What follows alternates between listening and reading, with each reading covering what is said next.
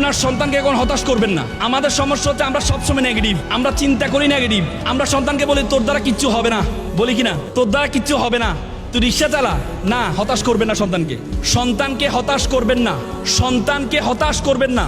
সন্তান যদি প্রতিযোগিতা অংশগ্রহণ করে, সন্তান যদি প্রতিযোগিতা অংশগ্রহণ করে, ধরেন 100 জন প্রতিযোগিতা অংশগ্রহণ করেছে, আপনার সন্তান হয়েছে 20তম, আপনি কি বললেন, কি রে বেটা তোর আগে 19 জন পাস করে ফেললো, তুই কি করলি? আপনি যখন এটা বলবেন তখন সে হতাশ হয়ে যাবে। আপনি এটা না বলে আপনি তাকে কি বলবেন, বাবা তোমাকে কংগ্রেচুলেশন জানাচ্ছি। কেন?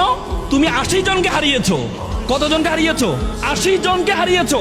এজন্য তোমাকে কংগ্রেচুলেশন জানাচ্ছি। তোমরা এখানে যারা আছো, ওবেক যারা আছেন, আপনাদের উদাত্ত আহ্বান থাকবে, সন্তানকে স্বপ্ন দেখাবেন বড় করে। সন্তানকে স্বপ্ন, ব্যর্থতা থাকবেই, পরীক্ষা সে খারাপ করতেই পারে, বলে তো ফেল মানে ফার্স্ট অ্যাটেম্প ইন লার্নিং, শিক্ষার প্রথম ধাপ, শিক্ষার প্রথম ধাপ। তো সুতরাং ব্যর্থতা থাকবেই, ব্যর্থতার পরেই আপনার মাথা থাকতে হবে সফলতা টুডে টুমরো আসবে।